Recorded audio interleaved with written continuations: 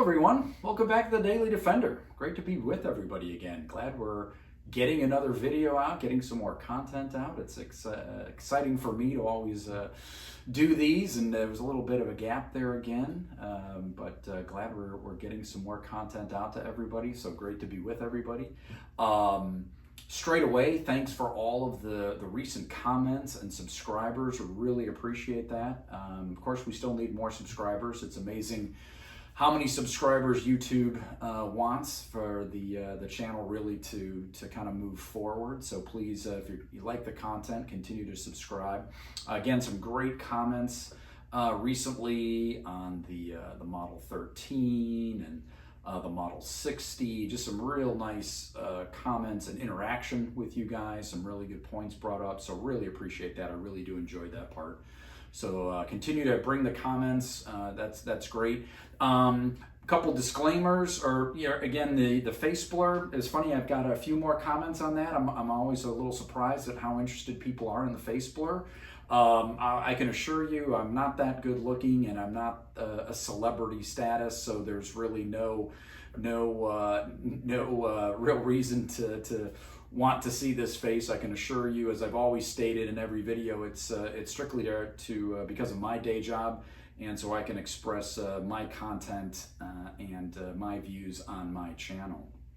So with that said, the content or the topic that we want to talk about today is probably going to be the last installment in the small J-frame snub nose series, if that's what we want to call it. If you've been kind of following the channel or watching the videos as of late, that was a little goal of mine to come up with this series on the J-frames, the snub nose J-frames that Smith & Wesson had. We started, of course, with the classic Chief Special, the Model 36, and we kind of went chronologically through a number of different firearms that Smith & Wesson had produced. And again, if you haven't seen those videos, check them out. There's some really good content in there. Again, we had some really nice comments about them, so I'm glad you guys are liking that information. But I think the last video that we'll do in this series of these snub nose is going to be one of the more modern designs, if you will.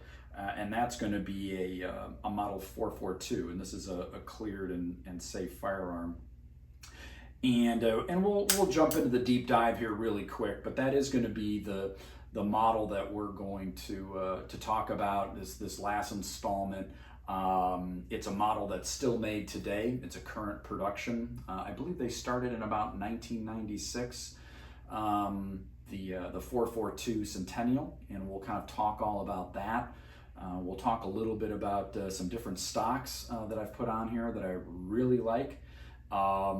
We'll talk also, there's some really interesting, came across a really interesting piece of information on the 442 and something that Smith & Wesson had done, or what I guess they had done with the U.S. Secret Service. So we'll get into that, and we'll get into some history as always. So without further ado, let's get into the deep dive on our Smith & Wesson Model 442.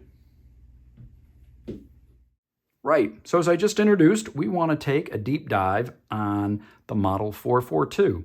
And as I alluded to or stated in the video, or the intro, I should say, basically I wanted to do a little bit of a mini series on the Smith & Wesson J-frame 2-inch, 5-shot revolvers. And so I started with of course, where it all began with the Chief Special, and migrated through a number of different models, including this 40-1 right here. And of course, these are all clear and safe firearms, as we saw in the intro, but we can do that here again. And so, the concept with my series was just run through some pretty popular or major milestones within the J-frame snub nose product platform over the decades that Smith & Wesson had done. And so I did it as chronological as I could. And so we're going to kind of close out the series, not to say that there won't be another J-frame, because I'm sure there will be at some point. I've already got my eye on a Model 640, but I think for this series, then we can kind of go on to some of the other Smith & Wessons that I want to talk about. But chronologically, this is the most current version that I have And it is still in production today. The 442 is in production today. I believe it's as a 442-2, but it is a current production design for Smith & Wesson.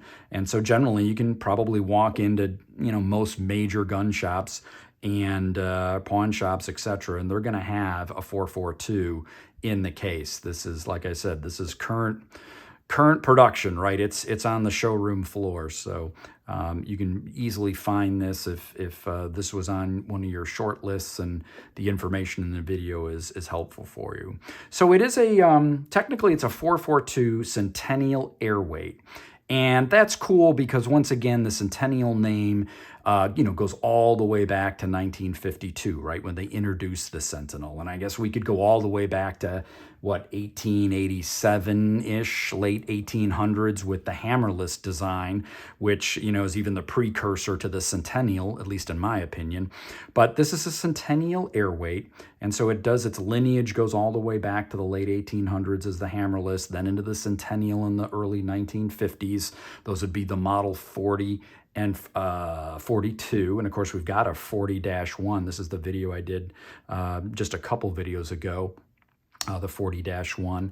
But so this is the Centennial Airweight, and so the name and its style with the totally enclosed hammer follows through with that Centennial name. And I think that's really cool, and that Smith & Wesson continues to manufacture and utilize, I should say, that Centennial nomenclature. It's all the way back to the early 1950s, and they continue to carry it through and use it today, which I think is really, really neat.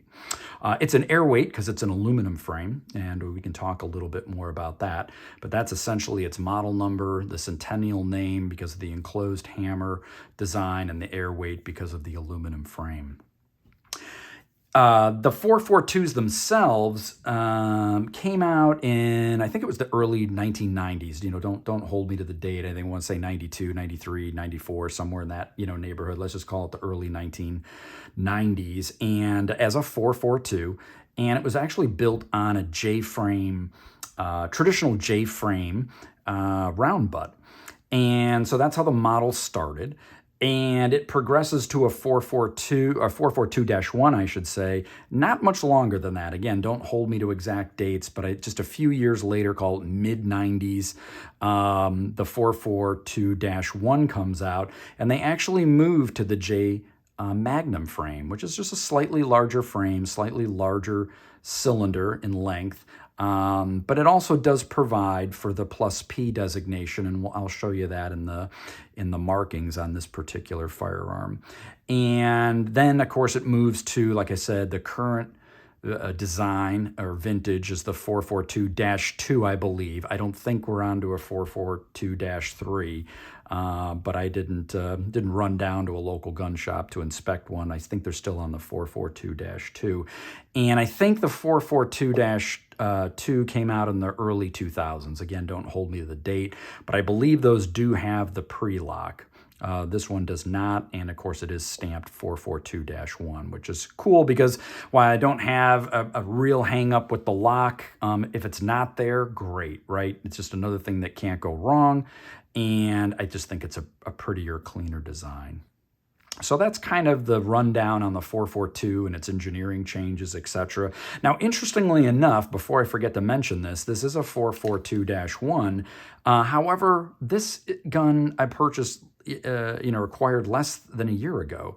So what I didn't know at the time is that this was probably new old stock in this particular shop's case, and I just didn't pick up on it, but it turned out to be, kind of a blessing in disguise because, again, if I understand it right, the 442-2 has the internal lock. So I kind of lucked out on that. The other thing that I picked up on in the case is, and maybe you're picking it up on the video too, although we've got a little sheen on there just from the rag that I used to wipe it down, but you can see this very, very nice matte blue finish.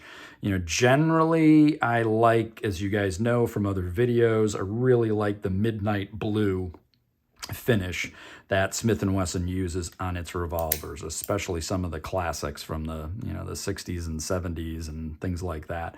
But even this one, this 40-1, you can probably pick up just how pretty that high gloss midnight bluing that Smith & Wesson uses. In my opinion, it's just gorgeous.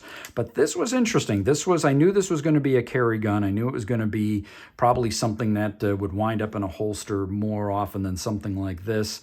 And I really did kind of take to this matte blue finish. It does seem to be very durable.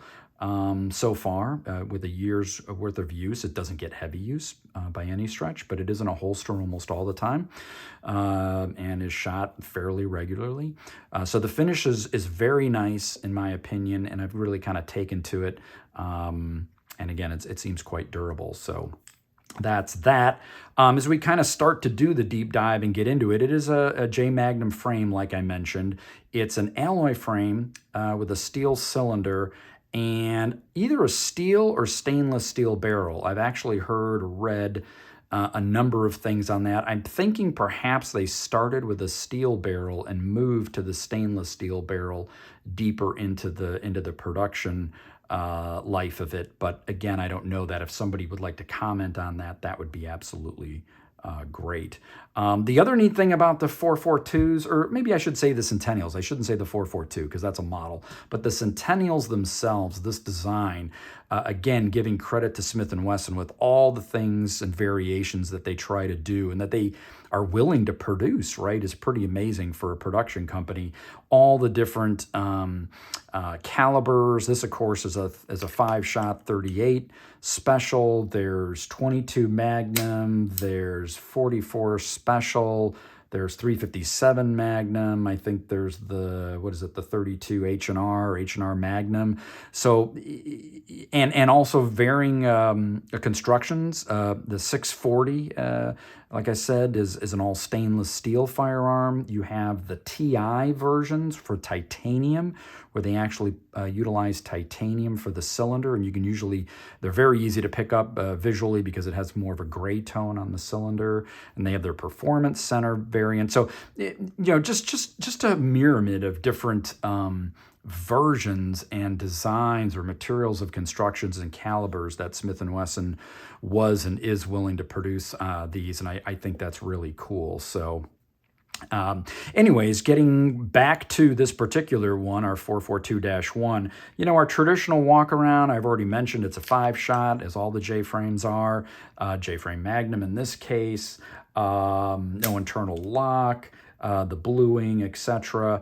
All traditional J-frame features and layout, if you will. Now, again, this one is generally current production, so we've got the newer cylinder release here, opposed to what I consider the more classic cylinder release here, which is a little bit easier or better. You can see that on the 40-1, but as we get this one up a little closer to the camera, you can see that newer design that they've used, and I have that on one or two other classic series revolvers.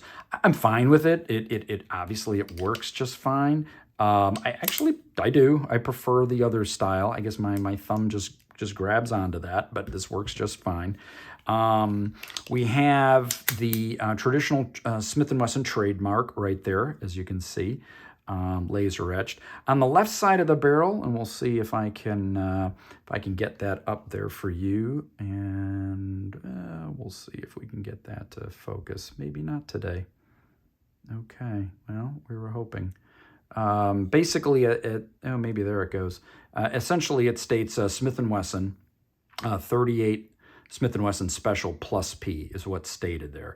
And it does seem to be roll marked. I don't believe that is laser engraved, so that does seem to be roll marked. That appears to be a laser etching, if you will, for the trademark. I'll come back to the stocks in a minute.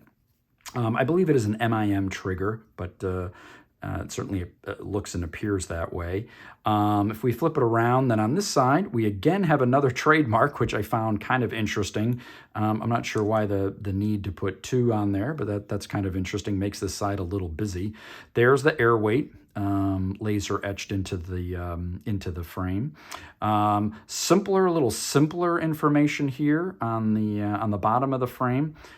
Just says, actually, it's abbreviated Springfield, Mass, and then Smith & Wesson, USA, opposed to, I think this one has the more traditional full information, if you will, that's normally stamped into the frame. So that was interesting. And then they didn't put anything on the right side of the barrel. So that's kind of how they laid this out. The sights, again, nothing different here. This is a classic J-frame sight with the traditional trench, as I call it, and then you've got this kind of half-moon square in the back that you can kind of see. And it has a traditional fixed front sight, ramped, serrated. I've actually put a little orange paint on there just so I can catch that a little bit faster. It does seem to help my eyes, my older eyes, pick that up. But there's nothing different about the sighting system. This is a classic J-frame sight setup, right, that we're all familiar with if you're familiar with J-frames. It is not a pinned barrel. By 1996, or mid-90s, I'm sorry, whenever the 442s came out, early 90s, I think it was. Obviously, Smith & Wesson has moved away from a pinned barrel and any forged parts, I believe. I believe these are the MIM parts, internal and on the trigger here. Okay. And again, this blued finish. And I should say, again, I made a comment about it, but, and it's going to lead into this stock discussion or statement, but the finish on the back here, on the back strap, is very, very good. Very nice. Just very well done. Serial number stamped on the bottom. But this finish I've really kind of taken to it, I have to admit. And when I decided to change these stocks, which is a good segue, I just was kind of looking and spending a little bit more time with this back strap and how smooth it is and how nice the finish is on the back of that firearm. It was kind of one of those little light bulb moments, like, wow, they really did a nice job with that, as they did with the whole firearm, I must admit. Okay, so the stocks. So the firearm came with the following stocks. I guess they're just these rubber boot grip. I honestly don't know who makes them, but they've got a little texture to them, and the Smith & Wesson trademark is stamped into them. Very nice grip. I mean, it was very nice size. It held well.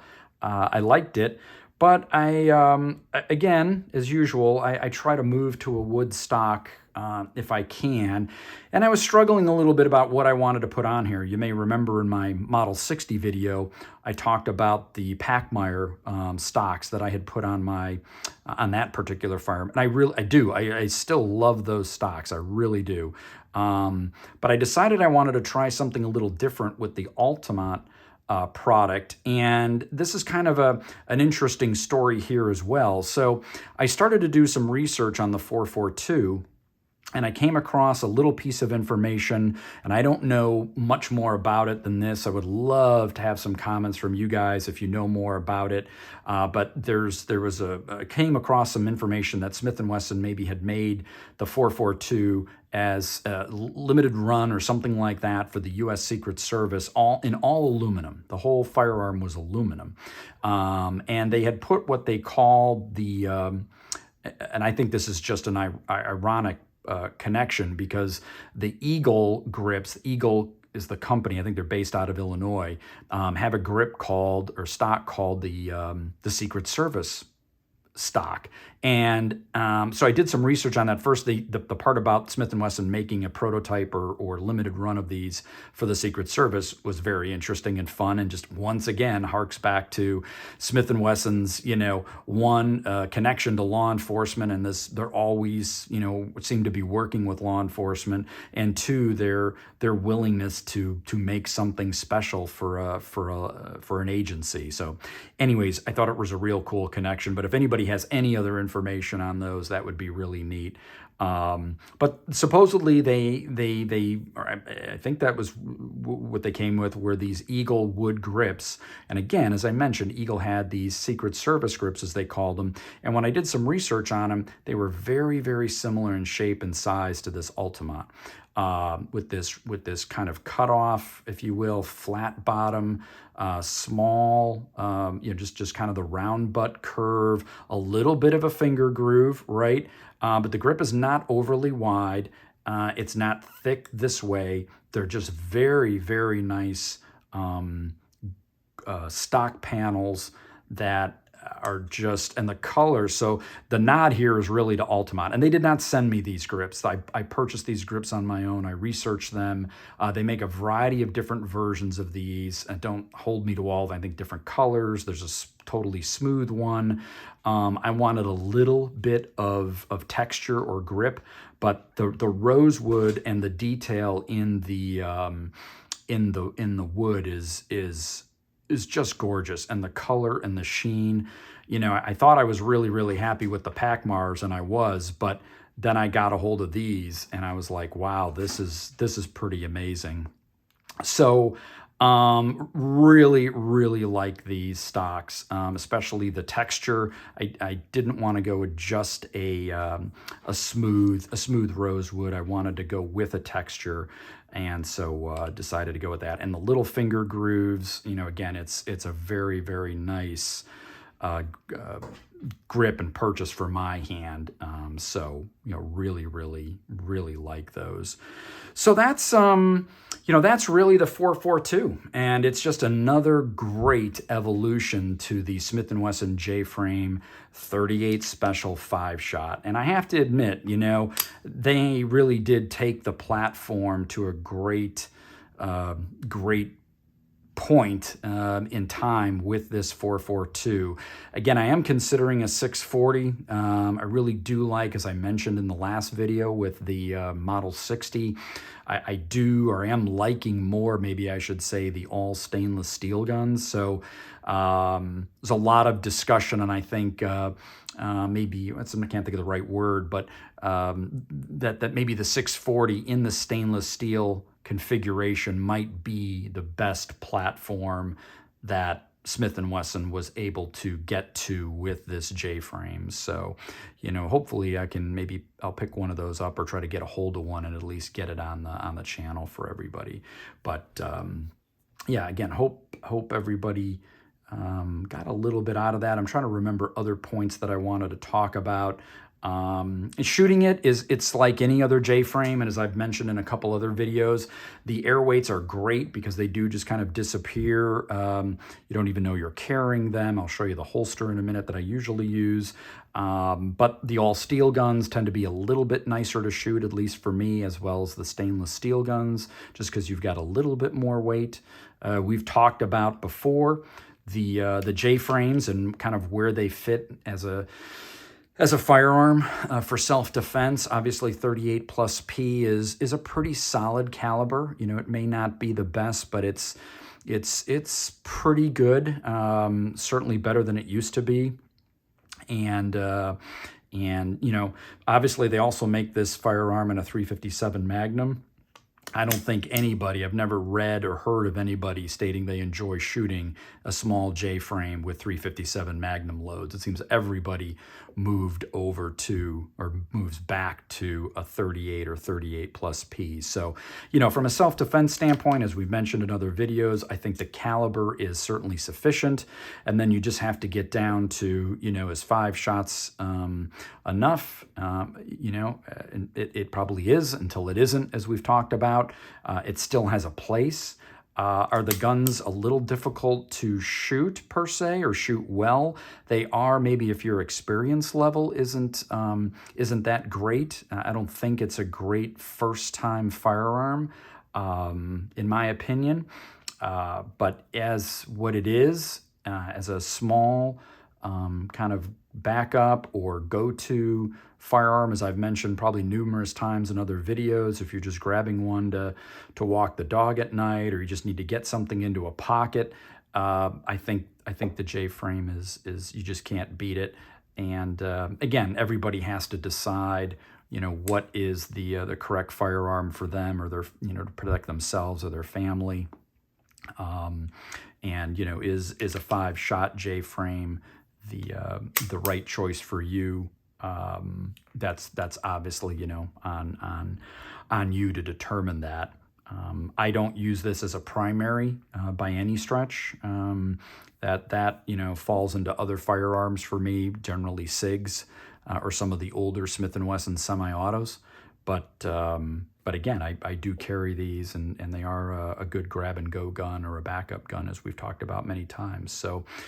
So that's the 442-1. If you're interested, the holster that I use, and I really don't even remember the brand here. Nobody sent me this. This is just a little pocket holster, or this one's a belt, I should say, IWB. I do have a pocket holster, the Don Hume holster, which I think I showed you. But this one, I've really come to kind of like it. I wish it had a little bit more structure there, but the firearm is well seated. I like the sweat guard comes up high, and the way it sits on the belt, and the way this stock is, you're right there, right? I mean, it's easily got to. You're not digging for it. It's not too far down, etc. So that holster, when I need to use it, works well. You may also be interested in how the firearm came, and we can show you that real quick as well. Probably no mystery or surprise, but if you're not overly familiar with Smith & Wesson firearms, this is the traditional blue plastic box that just about everything comes in now. The old cardboard boxes are over and done with. Traditional packaging material here, right? Or you've got your foam. It did have the very nice, which I always like, the wax paper. I just think that's so cool and so classic. And then traditional information here, the Smith & Wesson manual, etc., and your other paperwork. So that's what's the unboxing, if you will, or that's how the firearm comes. If you're not familiar with Smith & Wesson, that's what you'll be getting if you decide to go with something like this. So that, again, probably no surprise to anybody. But just bringing back the two firearms, and again, I brought out the 40-1 because it's still a Centennial, and of course it's a lemon squeezer with the grip safety or stock safety. So, but the Centennial is just, and of course the shrouded hammer of the Centennial is just a great concealed carry pocket firearm in that regard. And again, I think it's, that's why it's still so popular and why it stayed the test of time. So, but again, I hope you guys liked it. I hope you enjoyed the content. Please, again, give us more comments. Subscribe if you're not a subscriber. And again, appreciate the time, and we'll see you all again on the Daily Defender very soon.